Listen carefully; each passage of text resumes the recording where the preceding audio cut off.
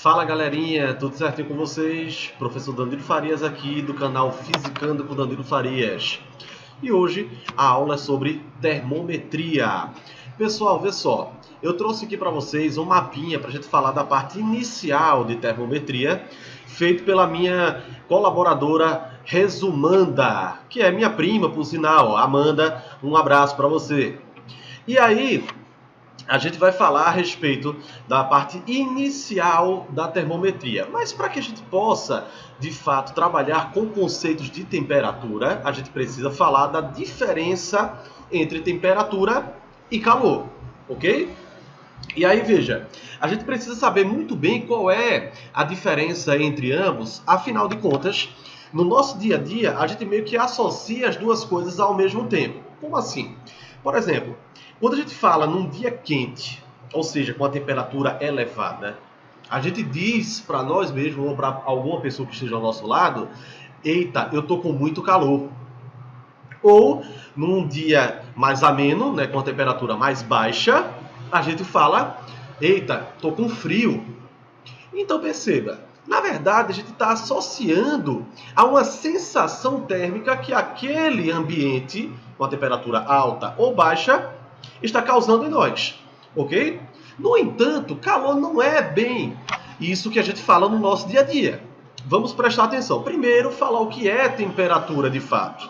Perceba, temperatura é o grau de agitação das moléculas que vão compor aquele corpo. Perceba, todo corpo, assim como o nosso, ele é composto por moléculas, ok? Há átomos que se aglomeraram e formaram juntos algumas moléculas, e essas moléculas juntas formam a nossa composição, ok? Então perceba, um corpo, na verdade, ele vai possuir essas moléculas e essas vão estar agitadas, vão estar em movimento. Então, quanto maior for essa agitação, maior será a temperatura desse corpo, ok?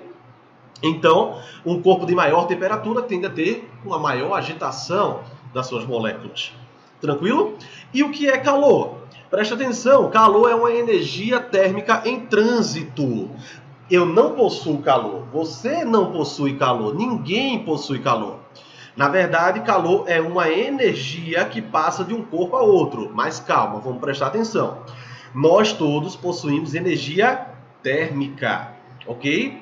A energia só é chamada de calor quando ela está sendo transmitida de um corpo a outro, ok? Então, calor é uma energia térmica em trânsito, em movimento. Ela passa de um corpo a outro, mas não de qualquer maneira. De maneira natural, o calor é sempre passado do corpo de maior temperatura para aquele de menor temperatura. Não esquece disso, porque isso é importantíssimo.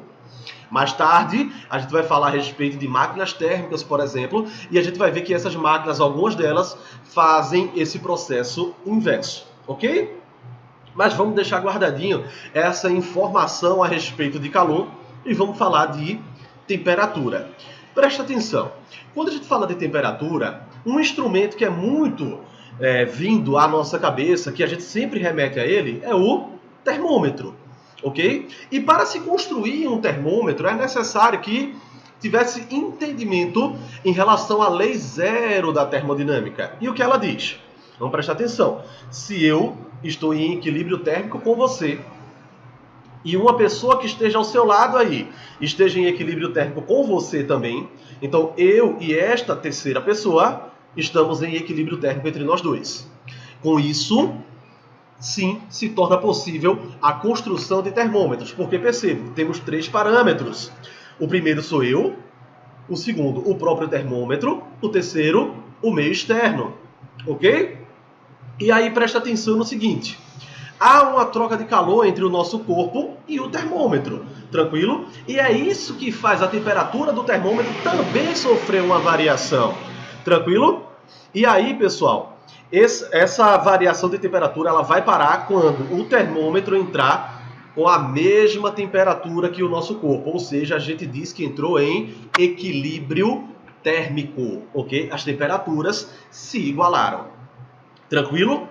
Ok. Então, veja, Existem basicamente dois tipos de termômetros que nós usamos mais. Aqueles com o mercúrio, que ele vai medir a dilatação do próprio mercúrio diretamente, e indiretamente ele mede a nossa temperatura, ok? Indiretamente. E aqueles termômetros digitais, que ele vai medir uma resistência elétrica do circuito interno daquele termômetro. Tranquilo? E aí, pessoal, para que a gente possa fazer uma medição de temperatura, a gente precisa ter, de fato, escalas que nos auxiliem a saber se aquela temperatura é alta, se aquela temperatura é baixa. Tranquilo? A primeira escala, a que é mais utilizada no mundo inteiro, inclusive aqui no Brasil, é a escala Celsius. Presta atenção, essa escala usou 2 pontos como parâmetros. O primeiro, o gelo fundente, certo? Ou seja, quando o gelo ele está passando do estado sólido para o estado líquido. E a essa temperatura foi dado o valor de 0 graus Celsius. Ok? E o segundo parâmetro, a água fervente. Ou seja, quando a água ela sai do estado líquido e começa a entrar no estado gasoso. Tranquilo? E a essa temperatura foi dado o valor de 100 graus Celsius. Ok? Então perceba que essa é uma escala que varia de 0 a 100 e, portanto, ela é chamada também de escala centígrada. Ok? Mas durante os anos, e ainda existem alguns países que utilizam outro tipo de escala, chamada de escala Fahrenheit, certo? Essa escala é utilizada nos Estados Unidos, na Libéria, certo? Então, nesses dois países, basicamente, e na antiga Birmânia, ok? E aí a gente tem pouquíssimos lugares do mundo que utilizam a escala Fahrenheit. No entanto, perceba aí o seguinte, ó, os pontos que foram utilizados para a criação da escala Fahrenheit são os pontos de 32 graus Fahrenheit e 212 graus Fahrenheit. Ou seja, o 32 equivale ao 0 graus Celsius e o 212 graus Fahrenheit equivale a 100 graus Celsius, ok?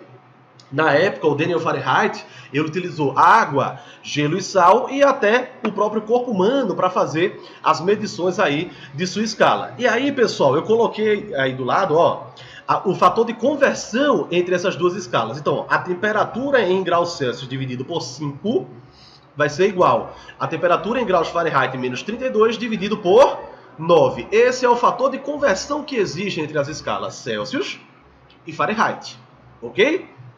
E ainda existe uma terceira escala, e essa é utilizada pelo meio científico, ok? É a unidade no SI de temperatura, que é a escala Kelvin, ok? Essa escala, pessoal, em especial, ela é utilizada pela comunidade científica pelo fato de que ela é uma escala que não admite valores negativos, ok? Então ela só tem valores positivos. Então o máximo que ela vai chegar é o 0 Kelvin. Perceba, eu não falei 0 grau Kelvin, eu falei 0 Kelvin, ok? A escala Kelvin é chamada de escala absoluta, ela não utiliza o símbolo de graus, ok? O valor aí, ó, do 0 absoluto, ou seja, o 0 Kelvin, está aqui escrito aqui embaixo, ó, menos 273,15 graus Fahrenheit, é o 0 absoluto. Vale salientar, essa temperatura jamais foi encontrada ou alcançada, ok? E ainda está aí o fator de conversão entre as duas escalas Celsius e Fahrenheit. Ó. A temperatura em Celsius dividido por 5 vai ser igual à temperatura em Kelvin menos 273 dividido por 5. Esses 5 que estão os dois 5 que estão no denominador, eles podem ser eliminados. Ou seja, entre Celsius e Fahrenheit, você só precisa somar ou subtrair 273. Ok, pessoal? Eu vou deixando essa aula por aqui. Mais tarde, as próximas aulas falaremos a respeito de calorimetria, dilatação térmica e assim por diante. Ok, pessoal? Valeu, grande abraço e bons estudos!